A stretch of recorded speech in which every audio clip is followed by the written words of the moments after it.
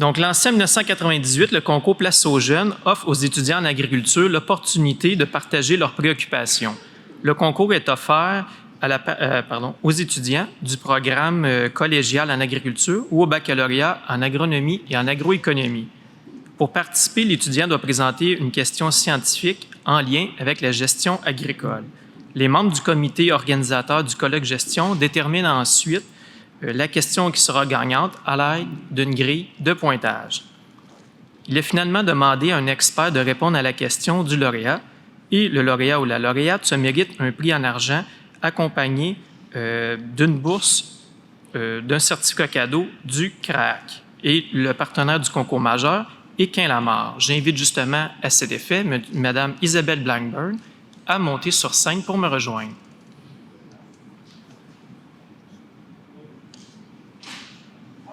Elle va vous adresser quelques mots et dévoiler aussi le ou la gagnante pour ce concours.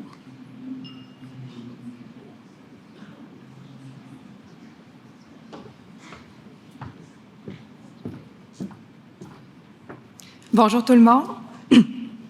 Ça me fait très plaisir d'être là aujourd'hui. Ça fait déjà quelques années qu'on présente le prix à la relais. Excusez, ça fait longtemps que je n'avais pas parlé, donc je n'étais pas prête.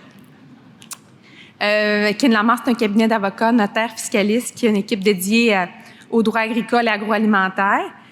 Pourquoi qu'on tient à ce prix-là? C'est vraiment parce qu'on croit à la relève et surtout à prendre le temps de se poser des questions et de se poser des bonnes questions, de se remettre en question. Et ce colloque vise justement aussi à fournir des réponses, des conseils d'experts, des sujets très réfléchis, actuels. Donc, c'est aussi une belle occasion de faire de beaux partages. La question cette année est une question concernant l'intelligence artificielle. Est-ce qu'on la présente à l'écran? La question, oui, elle va apparaître aussi dans la vidéo. OK, parfait. Très bien. Donc, le gagnant est M. Jérémy Lavoie. On m'avait informé qu'il ne pouvait pas être là aujourd'hui, mais qu'il avait pris le temps de faire une vidéo pour ses remerciements. Oui, Bonjour à tous. Je m'appelle Jérémy Lavoie, puis c'est avec une immense joie et une grande fierté que je prends la parole aujourd'hui pour exprimer ma gratitude suite à ma récente victoire au concours Place aux jeunes en agriculture. Tout d'abord, excusez-moi de mon absence d'aujourd'hui. Mon fils Charles avait de la température, donc j'ai dû rester avec lui pour m'en occuper.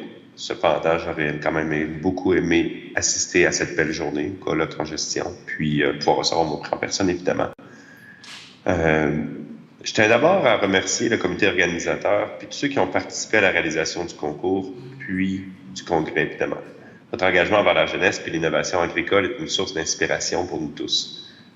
Je tiens à remercier toute l'organisation, en fait, du CRAC aussi, pour cette belle source d'informations inépuisables qui m'a beaucoup servi durant mes études en agriculture. Chapeau, c'est un travail incroyable que vous faites. Merci aussi tout spécial au partenaire officiel du concours, Quin-Lamar. Votre soutien envers les jeunes entrepreneurs agricoles est essentiel et fait une réelle différence dans notre parcours. Encore une fois, j'aurais aimé pouvoir être présent pour recevoir mon prix en personne, mais déjà d'avoir été sélectionné pour ma question, c'est un immense honneur, puis j'ai bien hâte d'entendre la réponse. Donc à tous, passez une très bonne journée et merci encore.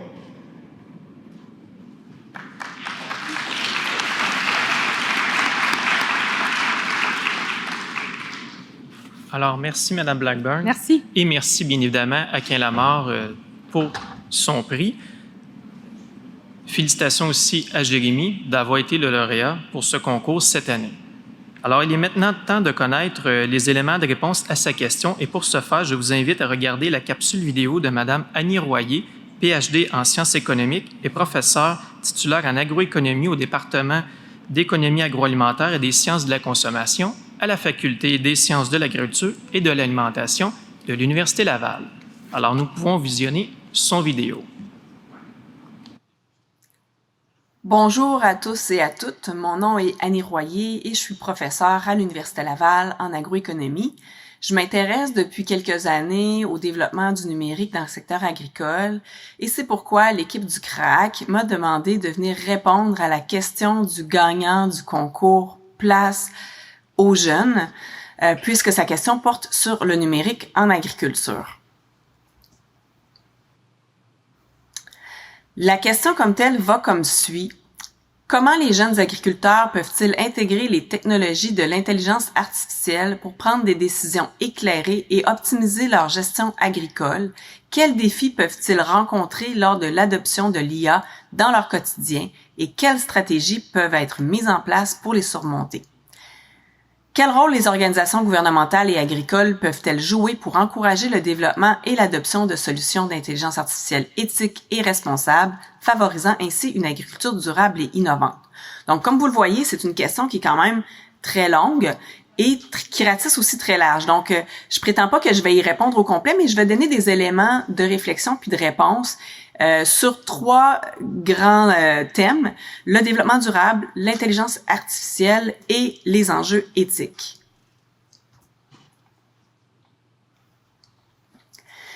Il y a 50 ans de ça, notre agriculture faisait face à plusieurs défis: produire plus avec moins. Et l'agriculture a été capable de relever ces défis-là, notamment avec la mécanisation, avec la pétrochimie et avec l'électricité.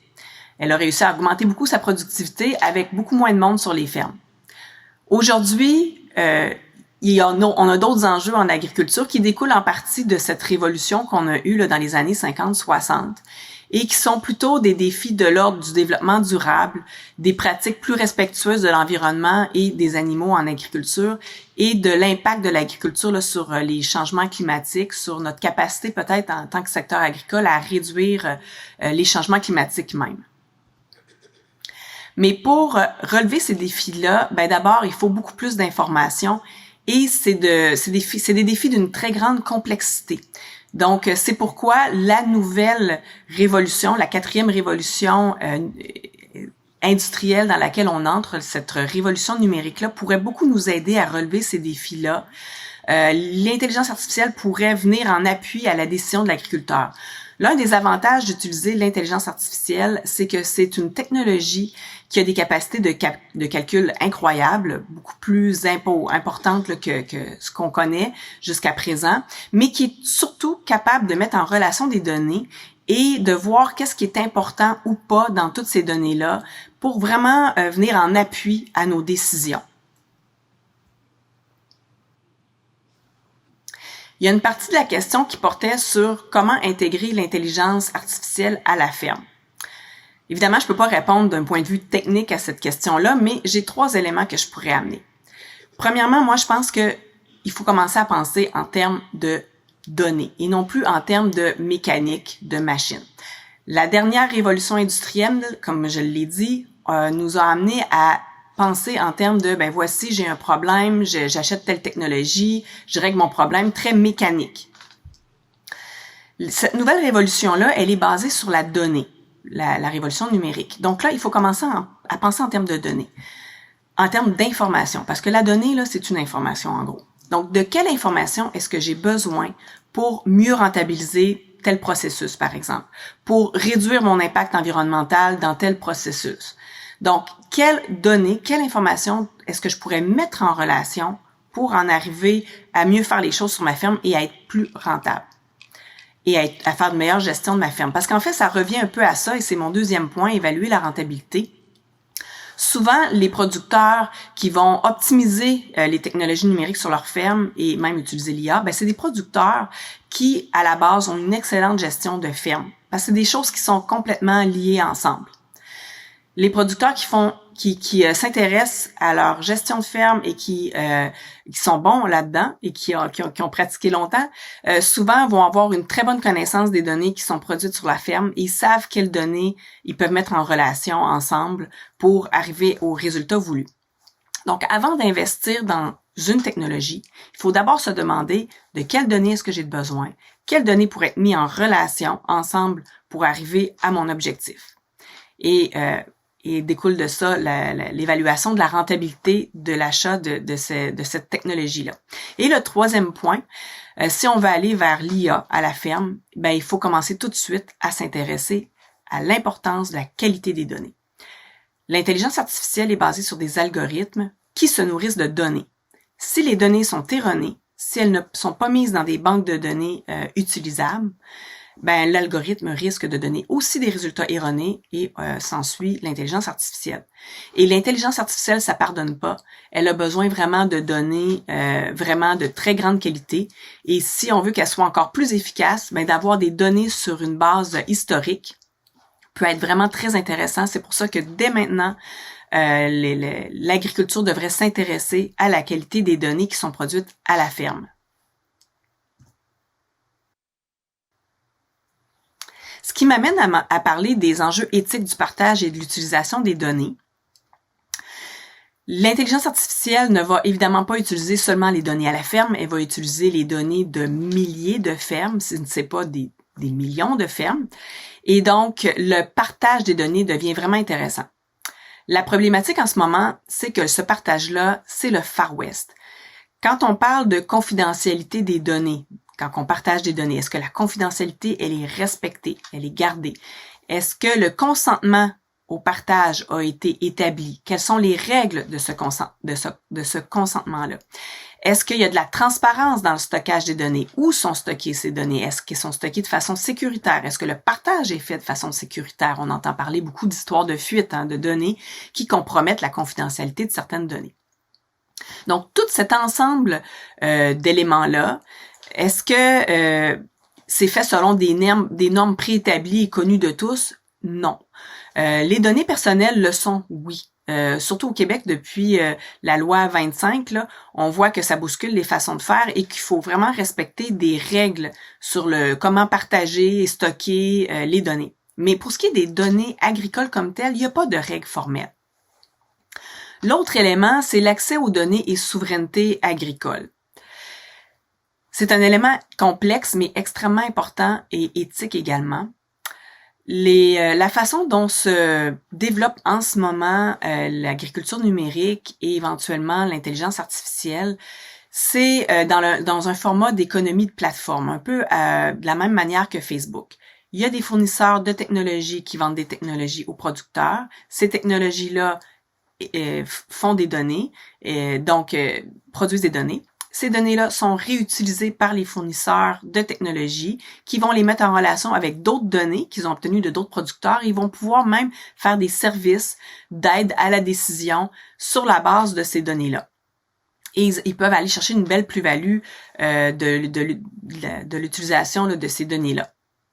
Maintenant, jusqu'à présent, aucun problème. Le producteur en tire aussi un bénéfice puisqu'il a accès à ce service d'aide à la décision. La problématique, c'est qu'à moyen et long terme, les données risquent de demeurer dans des silos, dans les mains de quelques joueurs seulement.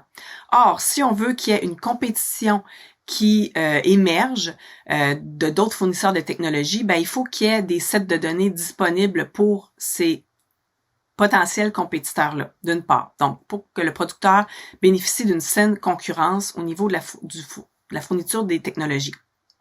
Et deuxièmement, si on veut que le développement de l'intelligence artificielle et du numérique agriculture bénéficie à toute la société, ben il faut que ces données-là soient accessibles d'abord aux producteurs agricoles, mais qu'ils puissent aussi les partager avec qui il veut, avec la recherche, avec les gouvernements, avec ces organisations collectives qu'il a bâties.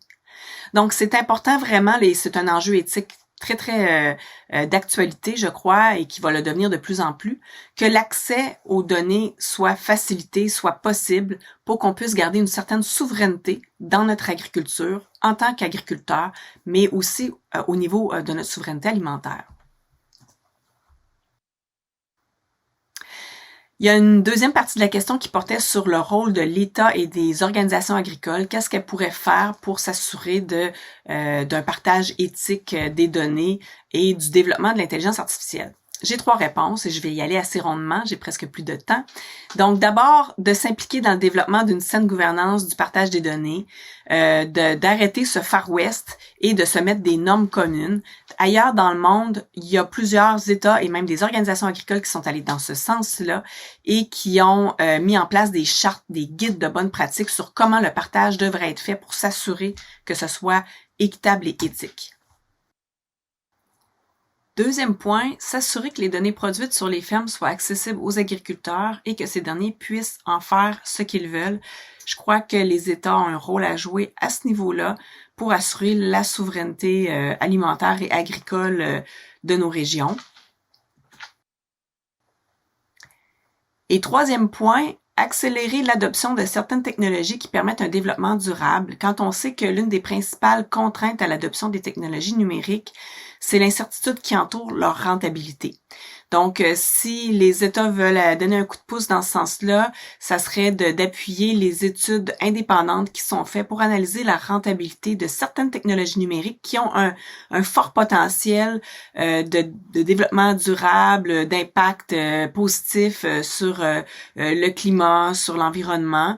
Et donc, il pourrait y avoir des efforts qui sont faits dans ce sens-là pour plus éclairer en fait les agriculteurs, les agricultrices dans leur choix de technologie. Et c'est important de faire ces études-là ici au Québec parce que souvent, tout dépendant du climat et de la taille des entreprises, la rentabilité va être différente des technologies numériques.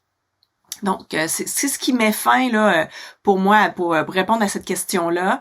Je félicite le gagnant ou la gagnante. J'ai aucune idée de qui c'est, mais félicitations. C'est vraiment une question qui m'a posé beaucoup de défis, qui m'a obligée à mettre vraiment en place et structurer ma pensée. Et puis, je vous souhaite à tous et à toutes une bonne continuation de colloque.